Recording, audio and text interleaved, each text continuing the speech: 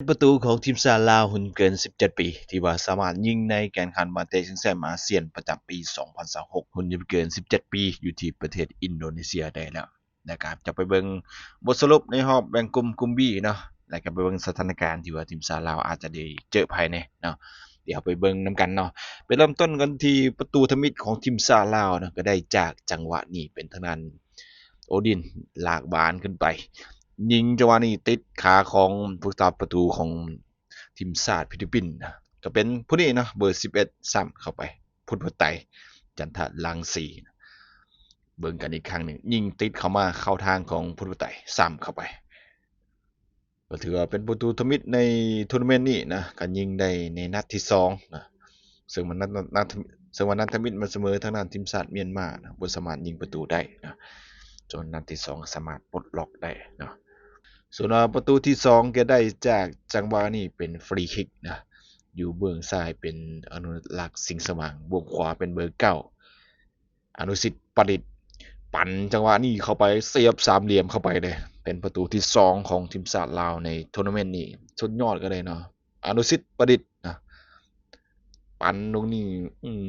เหลือกินเหลือใส่เข้าประตูไปอย่างสวยงามนะส่วนประตูที่3ของทีมชาติลาวก็ได้จากจังหวะนี้ศรีสมบัติส่งให้กับทางด้านโอดินดึงบานไปจ่ายเข้าไปทางด้านอนุชิตประดิษฐ์ปันเข้าไปอย่างสวยงามกันเลยแตะเข้าไปง่ายๆกันเลยนะเป็นประตูที่2ของทางด้านอนุสิทธิ์ประดิษฐ์นะและก็เป็นประตูที่3ของทีมชาติลาวในรายการนี้บานเตะชิงแชมป์อาเซียน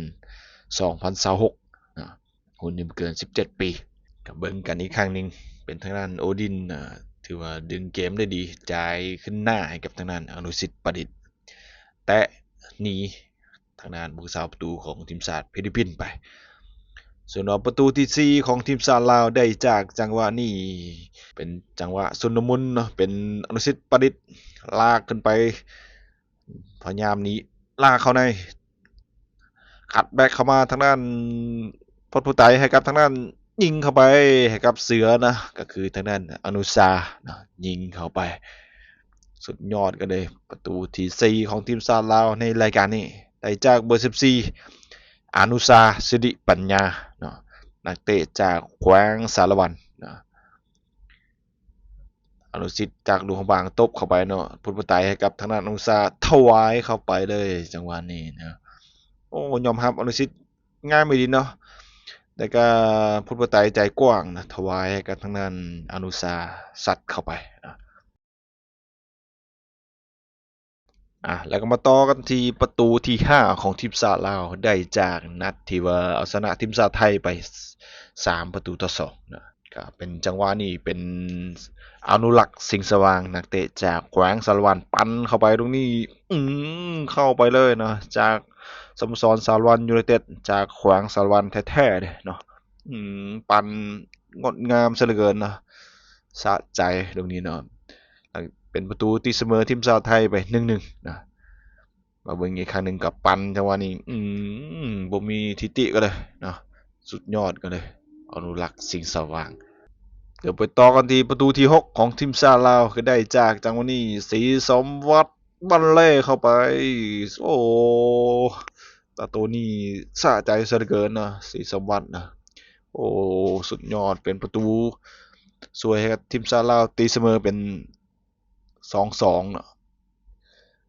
ซัดเข้าไปดูนี่วันเดย์ก็ได้แต่ก็ไปเบิ่งประตูต่อมานะเป็นประตูที่7ของทีมชาติลาวในรายการนี้บาเตะชิงแชมป์อาเซียนอยู่ที่ประเทศอินโดนีเซียก็เป็นจังหวะนี้เนาะเป็นอ้ายเนาะเดือบุญประเสริฐจิ้มให้กับทางด้านศรีสมบัติลากเข้าไป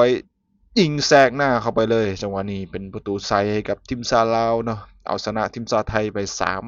3-2สะใจซะเหลือเกินนะแล้วก็เป็นประตูที่7ของทีมชาติลาวนะแล้วก็เป็นประตูที่2ของทางด้านศรีสมบัตินะเป็นประตูที่2ทำอิฐของเพิ่นในนามทีมชาติในการนั้นนี่ช่วยให้กับทีมชาติลาวเนาะเก็บเพิ่มเป็น7คะแนนเนาะจากชัยชนะ2นัดแล้วก็เสมอ1นัดกลายเป็นทีมที่2ที่ว่าสามารถผ่านเข้ารอบ4ทีมสุดท้ายนะต่อจากทีมชาติ ออสเตรเลียเนาะก็ถือว่าทีมชาติละเข้าไปรอท่าเนาะเบิ่งตามรูปกันเลยเนาะก็ทีมชาติลาวเป็นที่หนึ่งของกลุ่มเนาะผ่านเข้ารอบส่วนเมียนมาไทยฟิลิปปินส์บ่เพียงพอต่อการเข้ารอบนะตกรอบไปหมดเลยในกลุ่ม B เนาะส่วนว่าอีกหนึ่งทีมที่เข้ารอบเป็นทีมแน่นอนแล้วก็ออสเตรเลียเนาะมี9คะแนนเต็มกันเลยเนาะส่วนว่าทีมที่ลุ้นเข้ารอบก็จะมีสิงคโปร์ยังมีลุ้นกันตื้อเนาะลุ้นนัดสุดท้ายส่วนกลุ่ม A ก็เช่นเดียวกันนะต้องลุ้นนัดสุดท้ายเนาะเวียดนามมาเลเซียอินโดนีเซียยังมีลุ้นเข้ารอบเนาะเป็นงูกินหางกันเนาะเบิ่งตามรูปกันเลยทีมชาติลาวมันผ่านเข้ารอบ4ทีมสุดท้ายเนาะเป็นทีมที่2เนาะก็คืออยู่ในสายเทิงเนาะจะได้พบกับที่2ของกลุ่ม A หรือว่ากลุ่ม C เนาะส่วนว่าออสเตรเลียมันจะได้พบกับที่1ของกลุ่ม A เนาะก็ถ้าเบิ่งอาจจะเป็นเวียดนามหรือบ่ส่วนว่าทีมชาติลาวมีโอกาสจะพบกับมาเลเซียเป็นเปอร์เซ็นต์หลายที่สุดเนาะพอมาเลเซียเป็นนัดสุดท้ายจะพบกับติมอร์น่าจะชนะบ่มีปัญหาหยังเนาะน่าจะได้ที่2ของกลุ่มหรืออาจเป็นที่1ของกลุ่มเนาะก็ถ้าเบิ่งผลงานของเวียดนามที่ว่าจะพบกับเจ้าภาพก็ต้องการชนะเนาะถ้าเวียดนามชนะจะเป็นที่1มาเลเซียจะเป็นที่2จะพบกับทีมชาติลาวมาเลเซียนะหรือถ้าพลิกล็อกเนาะถ้าว่าอินโดนีเซียชนะเวียดนามเนาะก็มีโอกาสจะได้อยู่ที่2ก็จะได้พบกับทีมชาติลาวเนาะถ้ามาเลเซียก็ต้องชนะหลายๆหน่วยเนาะถ้าว่าอินโดนีเซียชนะนะบ่ดังนั้นก็จะตกรอบเป็นงูกินหางกันม่วนเนาะสำหรับกลุ่ม A เนาะจะได้แข่งขันนัดสุดท้ายในมื้อนี้19เมษายน2026เนาะ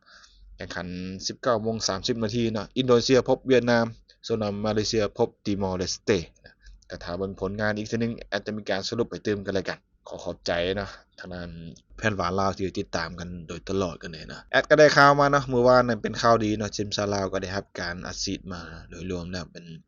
400 ล้านกว่ากีบเนาะเป็นกำลังใจอันยิ่งใหญ่เลยนะสู่ต่อไปในอีก2นัดก็คือนัดต่อไปเป็นรอบ4ทีมสุดท้าย